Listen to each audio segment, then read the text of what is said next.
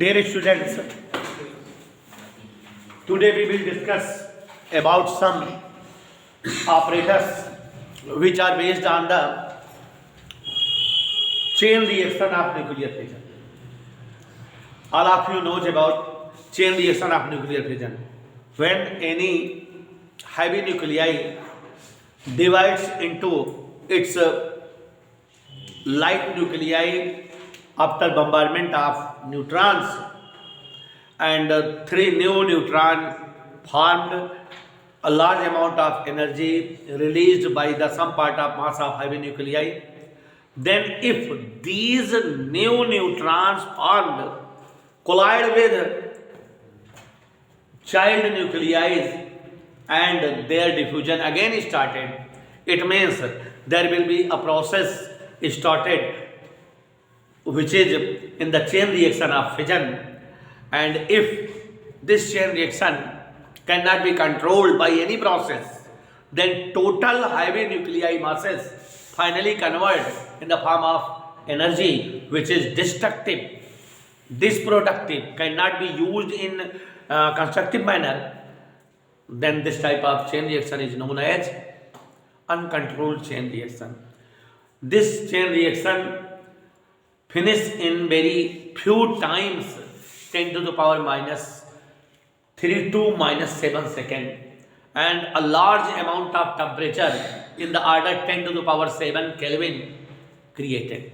कहने का मतलब है कि अगर जो है न्यूट्रॉन कणों की बमबारी किसी भारी नाभिक पर की जाए, भारी न्यूक्लियस पर, और वो दो छोटे न्यूक्लियाई में, लाइट न्यूक्लियाई में डिवाइड हो जाए, 3 नए न्यूट्रॉन बने और इसका काफ़ी मास एनर्जी के रूप में रिलीज हो, और अगर ये बने हुए न्यूट्रॉन पुनः जो है नए न्यूक्लियाई से टकरा जाए, उनका फिर से फिजन कर दें, तो एक बार फिजन स्टार्ट होने पर फिजन की चेन रिएक्शन स्टार्ट हो जाती है।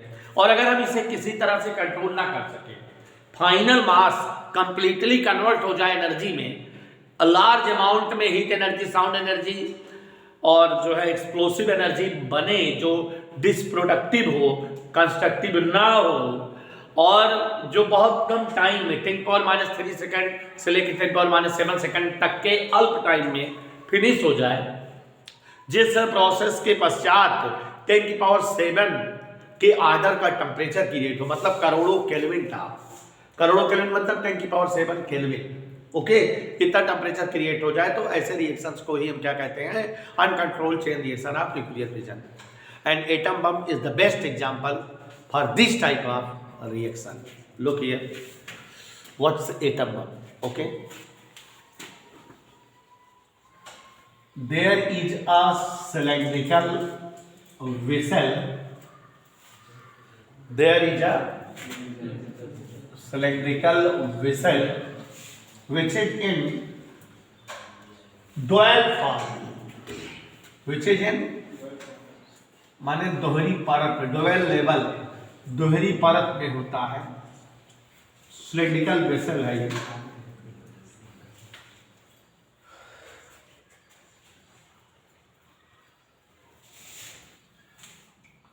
कैसे होता है बच्चों? हाँ, डुअल लेवल में होता है। Here is a cylindrical vessel which is in dual level,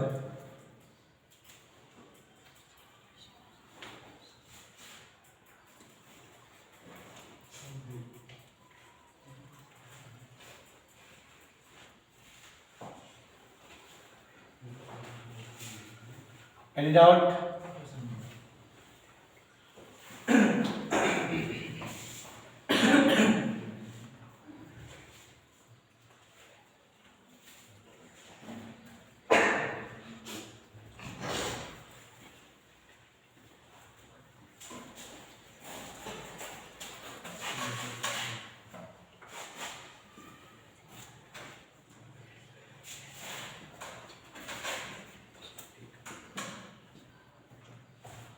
Look like this.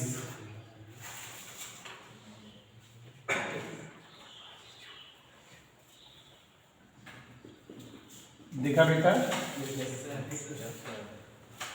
बनाना सिखाते हैं, पड़ोसियों के ऊपर गिरा दें।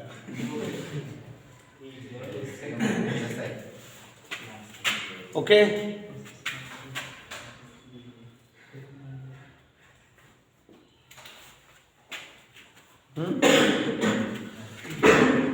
in this vessel 2 pieces of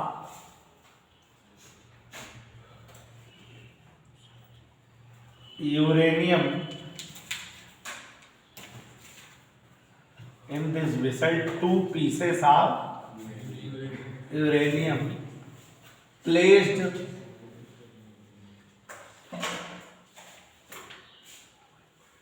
and they are in a special shape.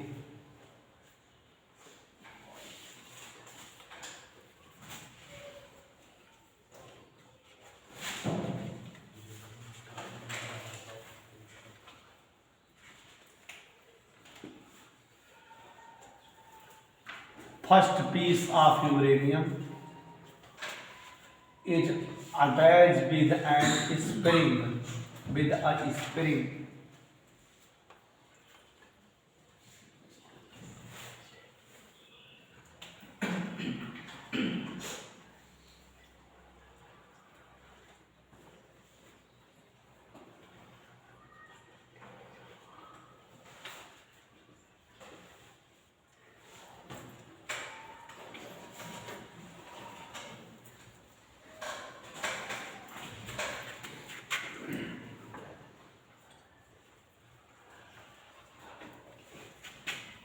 It is first piece.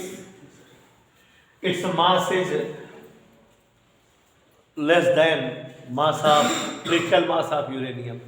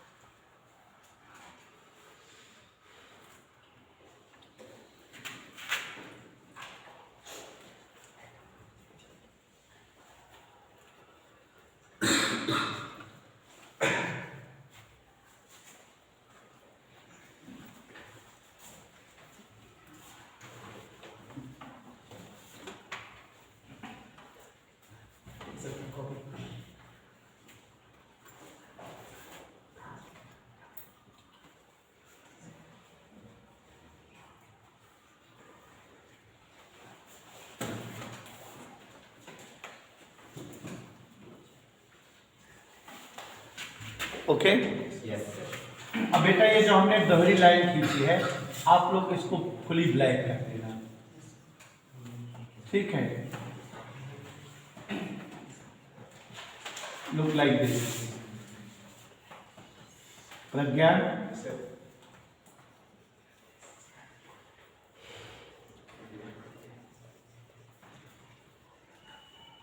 Fully black कर देना। ये जो टुकड़ों के दोनों लाइनें ड्रा की हैं,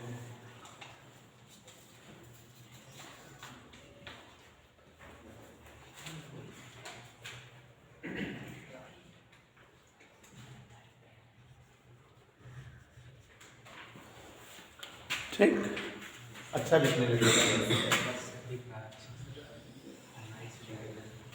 बेटा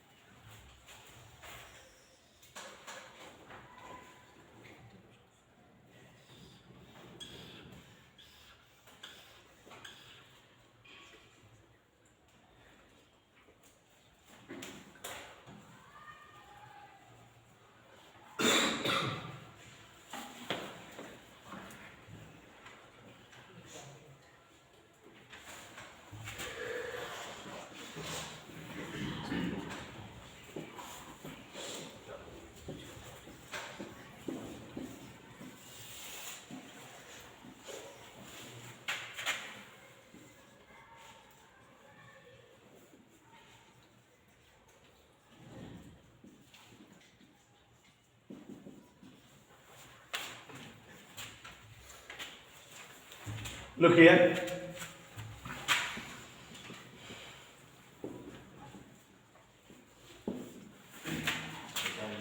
इट्स एटम। एक्सप्लेन कर दे रहे हैं, इजी है और इम्पॉर्टेंट नहीं है, कोर्स में वो बहुत ज़्यादा एग्जाम में पूछा नहीं जाता है, ठीक है ना।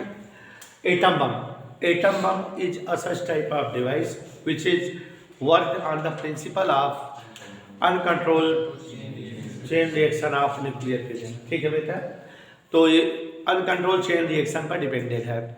अब यहाँ पर देखो, there is a cylindrical metallic vessel which is in dual layer. एक जो है धातु का कोई एक बेलनाकार पात्र है जो दोहरी परत में होता है। In this vessel there are 2 pieces of uranium and the mass of each piece is greater than the half mass of the critical mass of uranium। मतलब यूरेनियम का क्रिटिकल मास कितना होता है? 14.2। उसका जो आधा करो, उस आधे मास से दोनों टुकड़े ज्यादा होते हैं।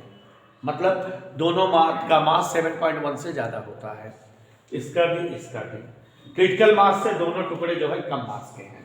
सुनिए बेटा, the real mass of these 2 pieces of uranium is greater than the mass of half of the critical mass of uranium। critical mass के आधे द्रव्यमान से ज्यादा होता है दोनों का अलग अलग द्रव्यमान, but less than the critical mass। critical mass से दोनों टुकड़ों का द्रव्यमान कम होता है। first piece is attached with automatic spring system। Okay, यहाँ दोनों एक टुकड़े जो है एटम बम के दिख रहे हैं, जबकि एक्सप्लोजन नहीं हुआ है।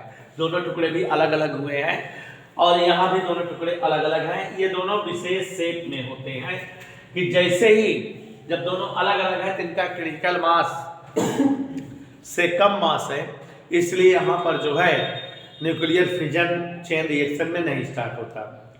स्प्रिंग के ऑटोमेटिक सिस्टम से हम जैसे ही फर्स्ट पीस को स्प्रिंग से अलग करते हैं और ये सेकेंड पीस में आके फिट हो जाता है, then final mass become greater than the critical mass of uranium. जब दोनों टुकड़े आके जुड़ जाते हैं स्प्रिंग व्यवस्था से, तो फाइनल मास इस पूरे टुकड़े का क्रिटिकल मास से क्या हो जाता है? ज़्यादा। And there will be start chain reaction of nuclear fission. तुरंत चेन रिएक्शन स्टार्ट हो जाता है और ये जो चेन रिएक्शन स्टार्ट होता है इतने कम टाइम में कंप्लीट हो जाता है कि ये final mass converted into the form of energy and high amount of energy formed. भाई 14.2 किलोग्राम से ज्यादा द्रव्यमान है तो बहुत ज्यादा एनर्जी बनेगी ही, 1 ग्राम से ही बहुत ज्यादा एनर्जी बनती है।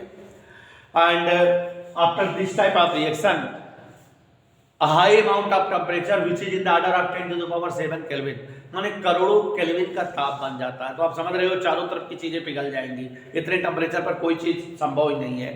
High amount of heat, high amount of sound created and energy release in this process is not constructive but it is explosive, it is deproductive. Okay, और इस रिएक्शन के पश्चात देखो ये बहुत सारा उष्मा, ये तमाम चीज़ें बनी हैं, बहुत सारा नुकसान होता है।